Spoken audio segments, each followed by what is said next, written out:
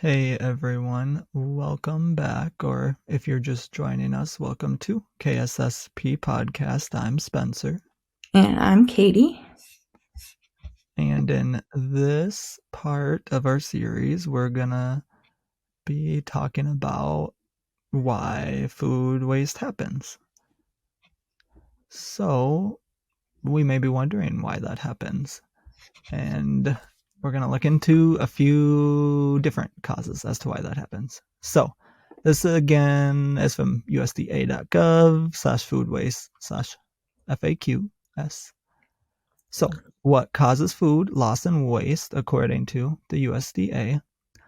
Food loss occurs for many reasons, with some types of loss, such as spoilage, occurring at every stage of the production and supply chain. Between the farm gate and retail stages, food loss can arise from problems during drying, milling, transporting, or processing that expose food to damage by insects, rodents, birds, molds, and bacteria.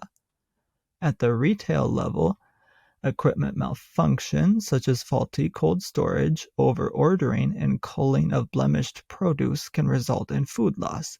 Consumers also contribute to food loss when they buy or cook more than they need and choose to throw out the extras. So let's look at some different policies here.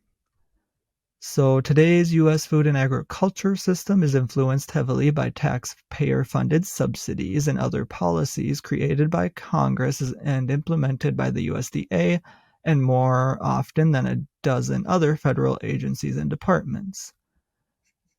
And these federal farm subsidies, as well as these other policies, push farmers to focus on a few commodity crops grown in ways that create costly downstream problems that taxpayers and others must clean up. So we're going to look into a couple of these programs more in depth.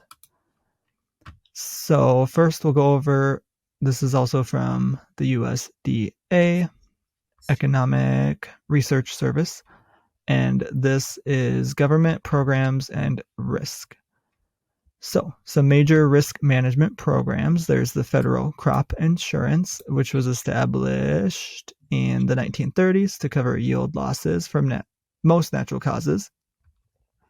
It operated on a limited basis up through the early 1980s when insurance availability was greatly expanded and premium subsidies were increased in the hope of replacing the disaster payment program.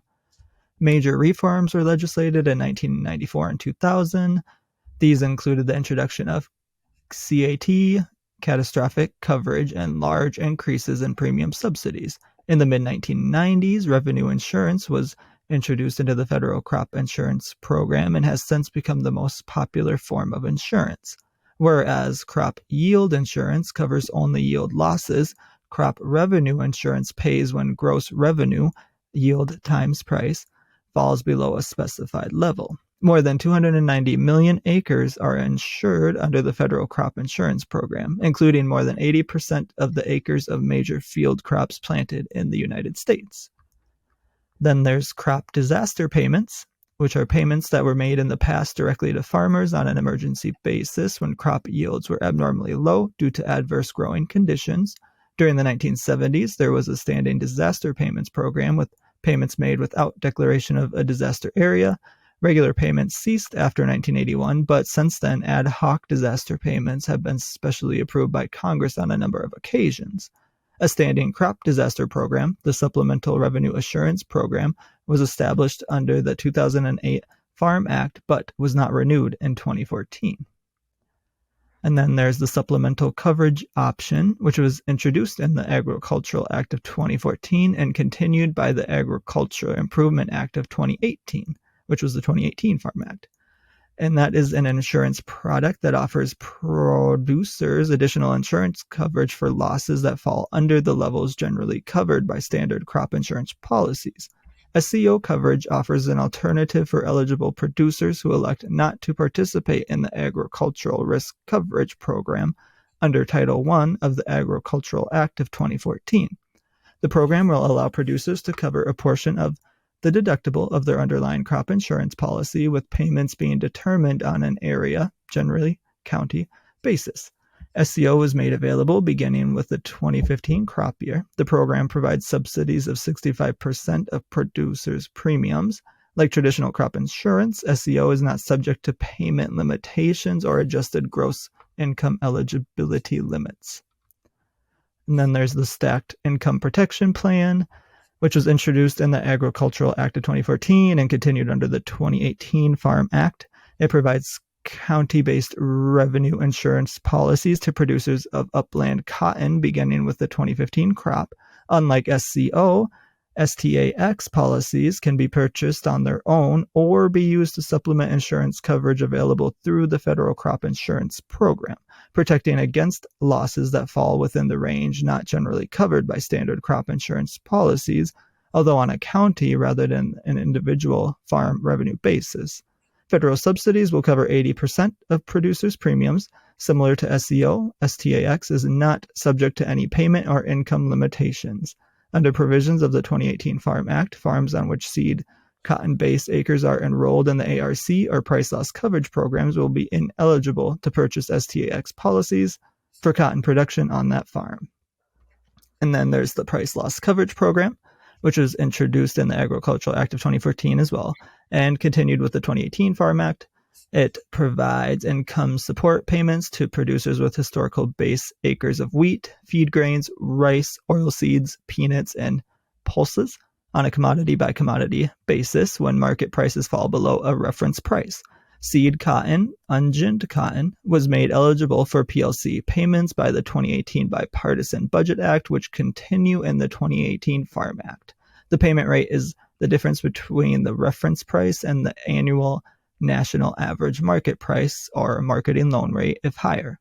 The 2018 Farm Act introduced an effective reference price that allows the statutory reference price to increase up to 15% when the previous 5-year average of market prices is above the statutory price. The payment amount is the payment rate multiplied by the historical acres of covered commodity up to 85% of the farm's base acres for that commodity, multiplied by the payment yield. The 2018 Farm Act allows a one-time opportunity to update the farm's historical payment yields for base acres of covered commodities. Payments will be reduced on an acre-by-acre basis for producers who plant fruits, vegetables, or wild rice on base acres. And then we have the Agricultural Risk Coverage Program, which was introduced in the Act of 2014 and again continued with the 2018 Farm Act. It provides income support payments to producers with historical base acres of wheat, feed grains, rice, oilseeds, peanuts, and pulses on a commodity-by-commodity basis when country crop revenue, actual average country yield times national farm price or effective reference price if higher, drops below 86% of benchmark revenue, 5-year Olympic average county yield times 5-year Olympic average national price. Seed cotton, ungined cotton, was made eligible for ARC payments by the 2018 Bipartisan Budget Act, which continues in the 2018 Farm Act. Producers may also choose to participate in ARC based on individual farm revenue instead of county revenue. In this case, the payment is based on the difference between individual benchmark and actual individual revenues. The benchmark is calculated as the sum of average revenue for each covered commodity on all farms enrolled in individual ARC in which the individual has a financial interest, divided by the average acres planted to all covered commodities on all those farms. Payments are limited to 60% of the farm's historical base acres. And then actively engaged producers on a farm, which is a category defined by the Secretary of Agriculture as part of the 2014 Farm Act's implementation, make a one-time decision for the farm's base acres on whether to elect PLC or county-based ARC coverage. The 2018 Farm Act requires a unanimous election to obtain PLC or ARC-CO on a covered commodity-by-commodity basis, which may remain in effect for the 2019 through 2023 crop years. An election of ARC-IC will apply to all covered commodities on the farm, starting with the 2021 crop year and each crop year thereafter through 2023. The producers on a farm may change the election of PLC or ARC on a year-to-year basis. And then there's non-insured crop disaster assistance program, which are payments that are made to producers of crops for which crop insurance is unavailable in that county. NAP was created by the 1994 Federal Crop Insurance Reform Act and originally contained an area yield loss trigger In addition to a farm yield loss trigger, the area yield loss requirement was eliminated in the Agricultural Risk Protection Act of 2000. The Agricultural Act of 2014 expanded the program by allowing additional coverage above catastrophic levels for commodities that otherwise would not have additional coverage available to them. Producers pay a service fee for basic coverage of 50% of the crop at 55% of the price and a premium fee of 5.25% of the liability for up to 65% of the crop at 100% of the price. Payments under NAP cannot exceed $125,000 per individual or entity for a single crop year. And then there's marketing assistance loans that allow farmers to obtain a short-term, usually up to 9 months, low-interest loan for their harvested commodity at the posted county loan rate with the option of repaying at a lower rate with interest waived if the posted county market price falls below the loan rate. Producers also have the option to forfeit their commodities under loan as full payment of their loan. Producers who choose not to take out a loan may receive the same benefit by collecting a direct loan deficiency payment on their harvested commodity equal to the difference between the loan rate and the market price. So those are just a long list of different risk management programs that are out there for farmers. And then we're gonna just kind of look here at some risk management strategies. So farmers have many options. Again, this is from USDA. So farmers have many options for managing the risks they face, and most producers use a combination of strategies and tools. Some strategies deal with only one kind of risk, while others address multiple risks. Following are some of the more widely used strategies. So enterprise diversification assumes incomes from different crops and livestock activities do not move up and down in perfect correlation, so that low income from some activities would likely be offset by higher income from others. Financial leverage refers to the use of borrowed funds to help finance the farm business. Higher levels of debt relative to net worth are generally considered riskier. The optimal amount of leverage depends on several factors, including farm profitability, the cost of credit, tolerance for risk, and the degree of uncertainty in income. Vertical integration generally decreases risk associated with the quantity and quality of inputs or outputs because the vertically integrated firm retains ownership or control of a commodity across two or more phases of production and or marketing. Contracting can reduce risk by guaranteeing prices, market outlets, or other terms of exchange in advance. Contracts that set price, quality, and amount of product to be delivered are called marketing contracts or simply forward contracts. Contracts that prescribe production processes to be used and or specify who provides inputs are called production contracts. Hedging uses futures or options contracts to reduce the risk of adverse price changes prior to an anticipated cash sale or purchase of a commodity. Liquidity refers to the farmer's ability to generate cash quickly and efficiently in order to meet financial obligations. Liquidity can be enhanced by holding cash, stored commodities, or other assets that can be converted to cash on short notice without incurring a major loss. Crop yield insurance pays indemnities to producers when yields fall below the producer's insured yield level. Coverage may be provided through private hail insurance or federally subsidized multiple peril crop insurance. Crop revenue insurance pays indemnities to farmers based on gross revenue shortfalls instead of just yield or price shortfalls. Several federally subsidized revenue insurance plans are available for major crops in most areas of the United States. Household off-farm employment or investment can provide a more certain income stream to the farm household to supplement income from the farming operation. And most producers use a variety of farm management strategies and tools, and since risks and the willingness and ability to bear risks differ from farm to farm, so do the risk management strategies used. So, some more things we got here. Some more policies, I guess. The Internal Revenue Code 170E3 of 2011 provides enhanced tax deductions to businesses to encourage donations of fit and wholesome food to qualified nonprofit organizations serving the poor and needy. Qualified business taxpayers can deduct the cost to produce the food and half the difference between the cost and full fair market value of the donated food. In December of 2015, the U.S. Congress passed the Protecting Americans from Tax Hikes Act, making permanent and extending the enhanced tax deductions to all businesses, including C corporations, S corporations, limited liability corporations or LLCs, partnerships, and sole proprietorships. The U.S. Federal Food Donation Act of 2008 specifies procurement contract language that encourages the donation of excess wholesome food to eligible nonprofits to feed food insecure people in the United States. And there is liability protection for businesses that wish to donate food. The Bill Emerson Good Samaritan Food Donation Act of 1996 provides limited liability protection for persons who make good faith donations to nonprofits that feed the hungry. The term person includes farmers, grocers, wholesalers, hotels, manufacturers, restaurants, caterers, schools, and others.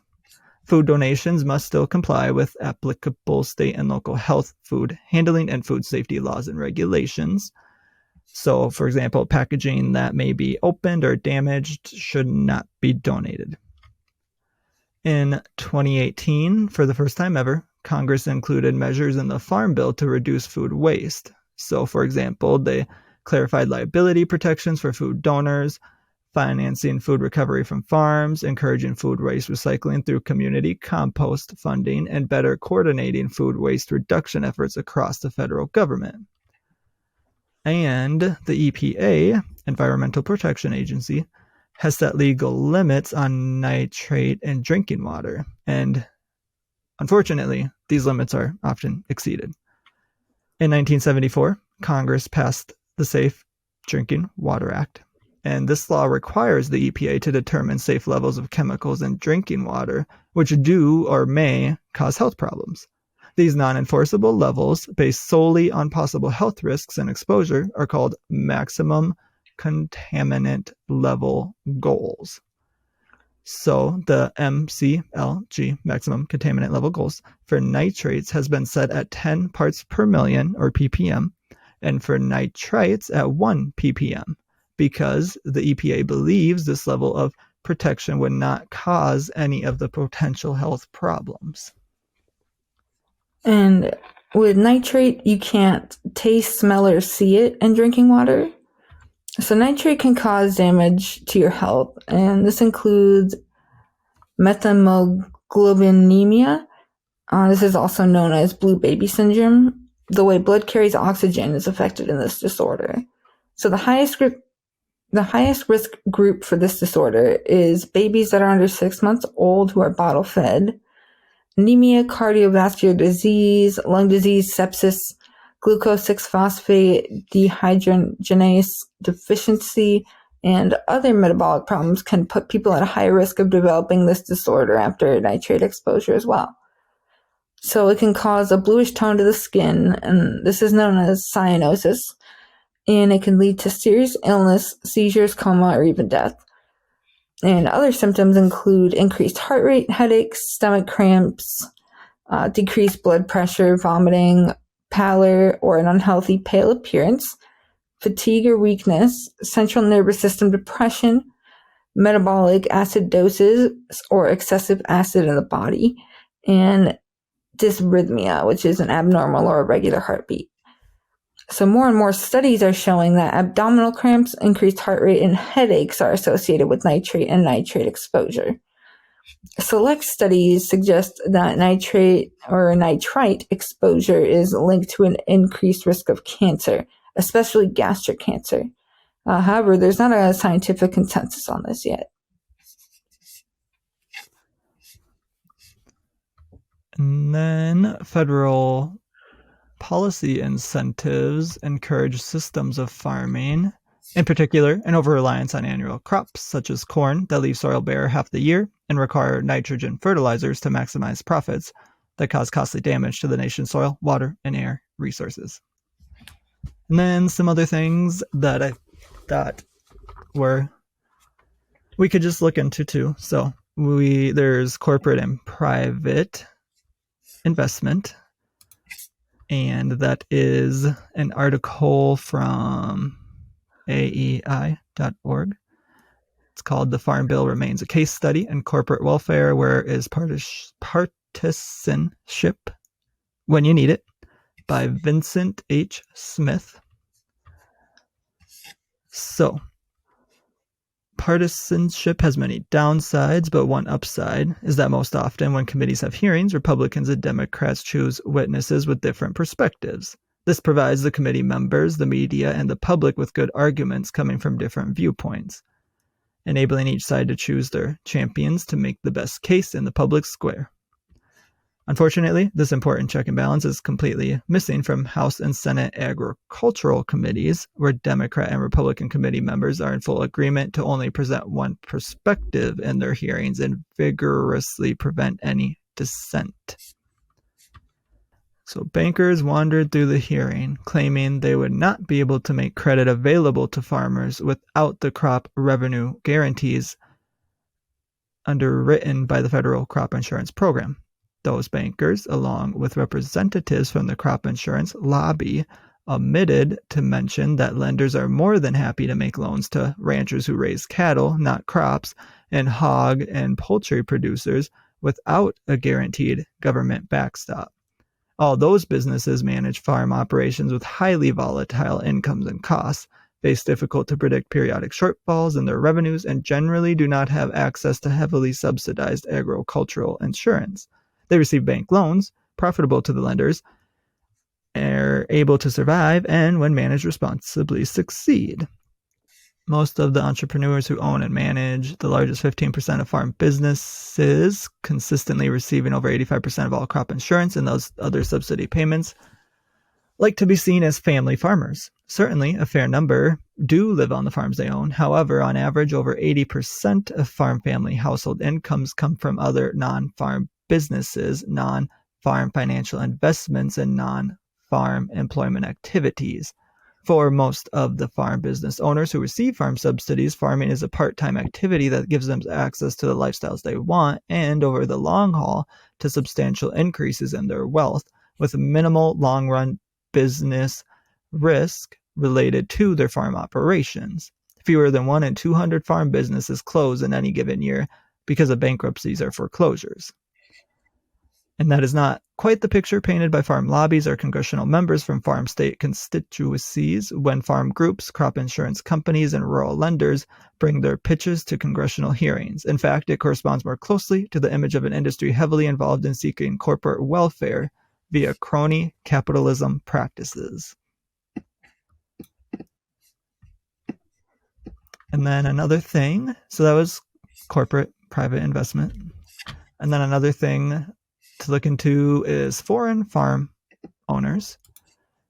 And this is from Congressional Research Service, informing the legislative debate since 1914. It's called Foreign Ownership and Holdings of U.S. Agricultural Land. So, current federal law imposes no restrictions on the amount of private U.S. agricultural land that can be foreign owned. Federal law requires foreign persons and entities to disclose to USDA information related to foreign investment and ownership of U.S. agricultural land.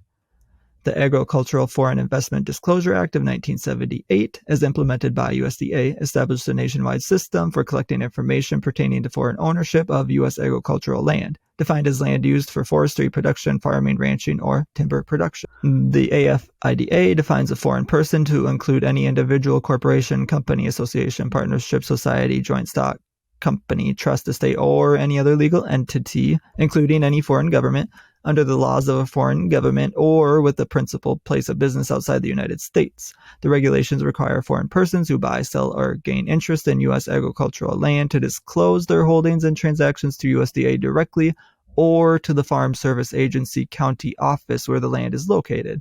Failure to disclose this information may result in penalties and fines. After their original disclosure, each subsequent change of ownership or use must be reported.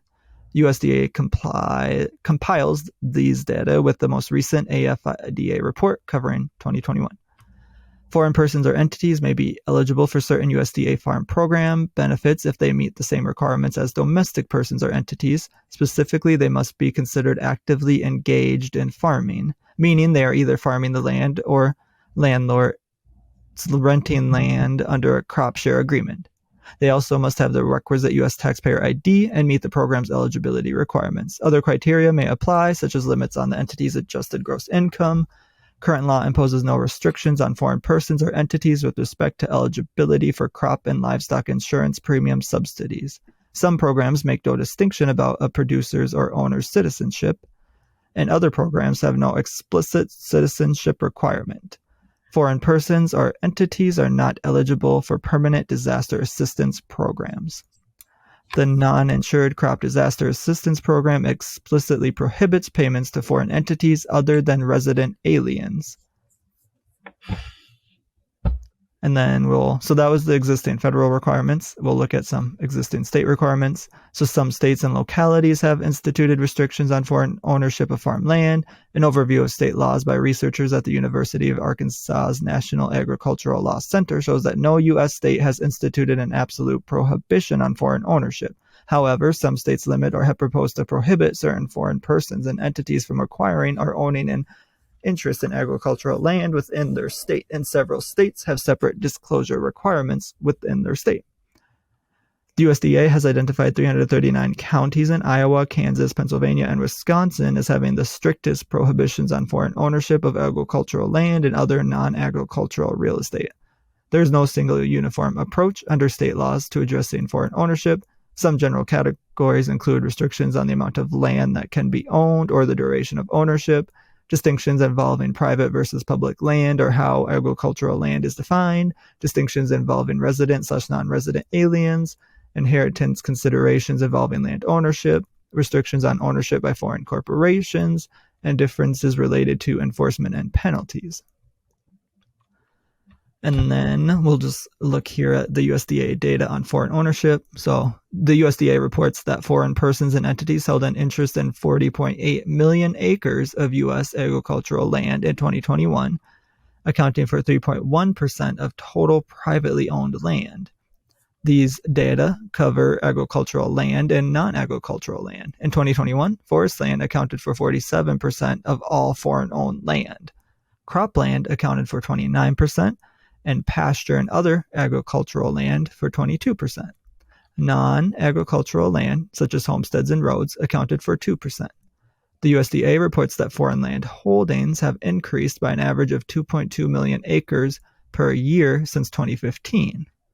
Data cover both foreign-owned, 29.1 million acres, and U.S. subsidiary-owned land, which is 11.7 million acres.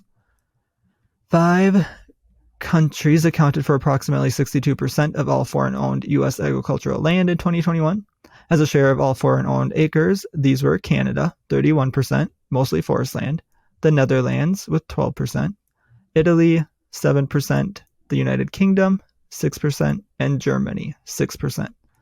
Other countries with holdings of more than 500,000 acres were Portugal, France, Denmark, Luxembourg, Mexico, Switzerland, the Cayman Islands, Japan, and Belgium.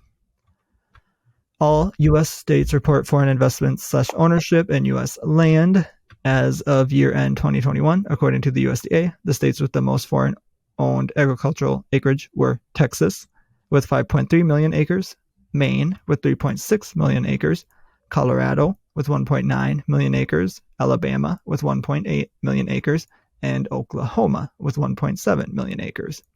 Other states with more than 1 million foreign-owned acres were Arkansas, California, Florida, Georgia, Kansas, Louisiana, Michigan, New Mexico, Oregon, and Washington.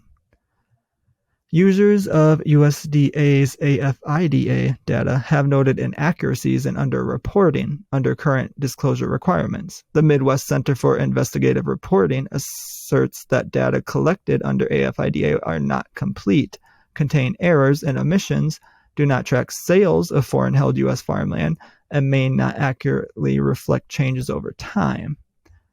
For example, 7.5% of the AFIDA reported foreign-held acres were for country not listed. Combining reporting codes 998, no foreign investor listed, and 999, no predominant country code. Limited information is available on AFIDA reported data covering land held by certain countries known to provide certain tax-neutral jurisdictions for private equity firms, such as the Cayman Islands and the British Virgin Islands. Some House members, including the chairman of the House Agricultural Committee, have asked the Government Accountability Office to conduct a review of AFIDA, including how the USDA collects data under AFIDA, how its collection methods have changed over time, how the USDA ensures accurate data disclosure, and how reporting requirements under AFIDA might be improved. There is also increased attention on the possible impact of foreign investment in the U.S. food and agricultural sector, particularly focused on Chinese investment following high-profile acquisitions in the past decade. In 2013, the Chinese firm WH Group acquired U.S. company Smithfield Foods, the world's largest pork producer. In 2022, Chinese food manufacturer Fufeng Group bought 300 acres of land near the Grand Forks Air Force Base in North Dakota with plans to build a wet corn milling and biofermentation plant. Not including the Fufeng Group purchase in 2022, USDA reports that China accounted for 383,935 acres, or 0.9% of total foreign-owned U.S. agricultural land as of year-end 2021. So, as we can see, foreign farm owners are just something to keep in check, or not in check. It's important to know about, because I guess I obviously didn't know anything about that before we did our research. And while foreign farm owners may not necessarily contribute more or less to food waste per se, again, they just play an important part in the discussion of food and potential policies that would be enacted. Because as anybody could, they may also try to influence farming policies in their favor. And while there is nothing obviously wrong with a foreign entity owning farmland in America, because there's nothing inherently wrong with that, I do think that we should prioritize people living in America owning farmland and making profit off of it versus somebody who doesn't live in America making money. Not because I have an issue, obviously, with people making money in other countries, but it's more so just while Americans are struggling, it should be Americans who are making money in America versus, not that foreign people can't, or foreign entities, but if they aren't living in America and they're just using our land to make themselves even richer when an American could be benefiting from that, I do think we should prioritize the American having the chance to have a farm field.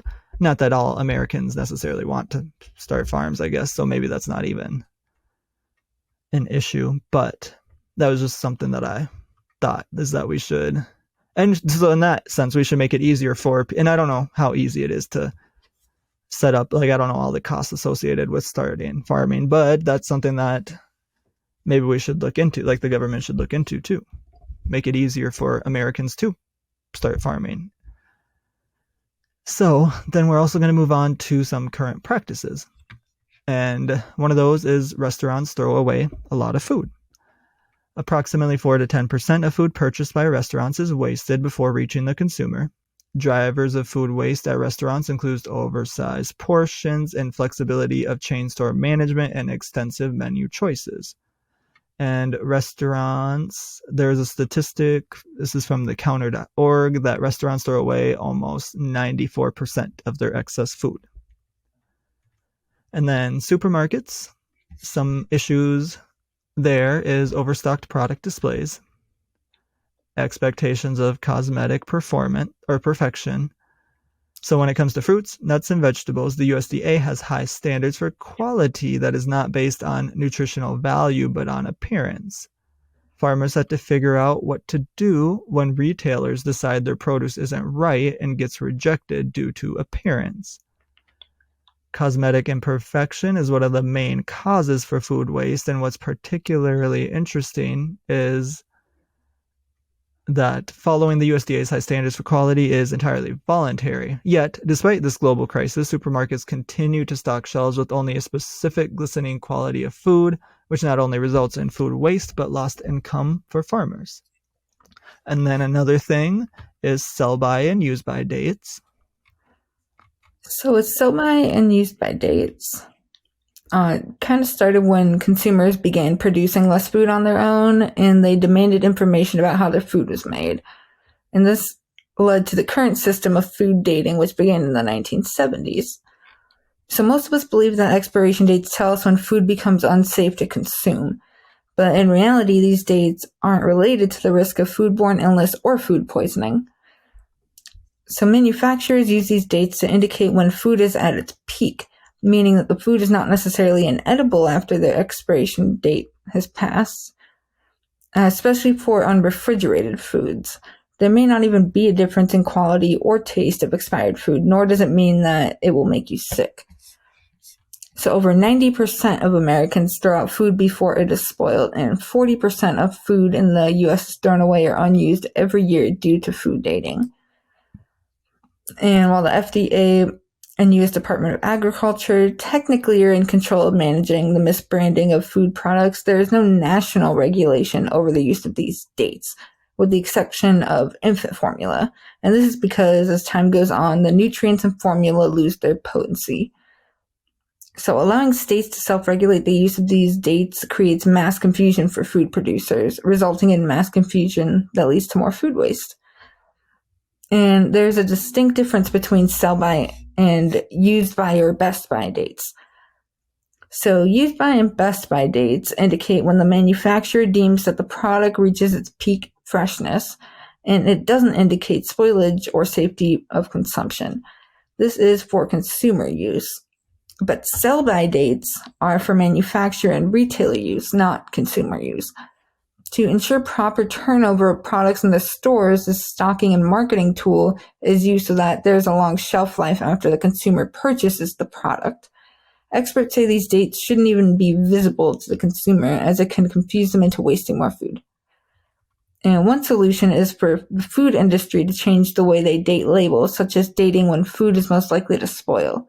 However, a better solution is for Congress to set national standards to a single set of dating requirements that is consistent and displays when the food will spoil. And just continuing off of that, frequently misunderstood. So, as mentioned, people frequently misunderstand date labels and interpret them to be indicators of safety, leading to unnecessary waste, and some states even restrict or forbid the sale of donation of past date foods that are still safe to donate and eat.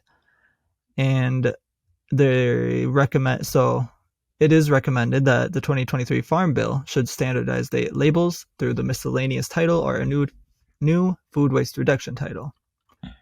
And then just some more on sell-by dates. A survey conducted by Respect Food reported that 63% of people don't know the difference between use-by and best before. And they said use-by dates indicate perishable items, and best before can be eaten after the given date but won't be at its highest quality.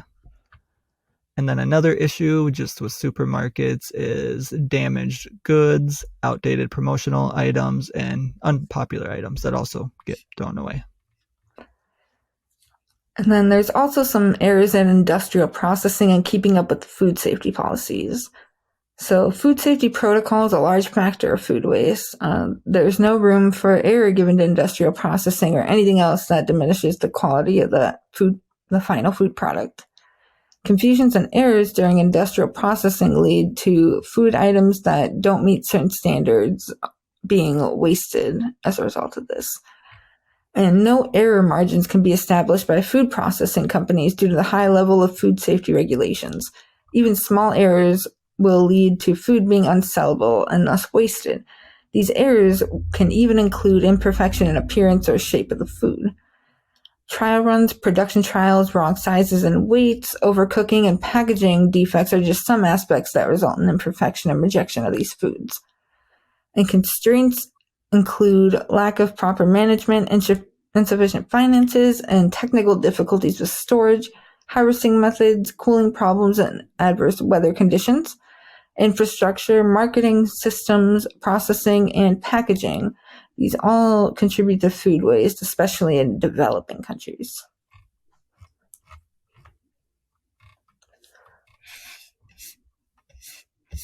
So that was why food waste happens in our series on food waste. So join us next time. We'll be talking about why all this matters.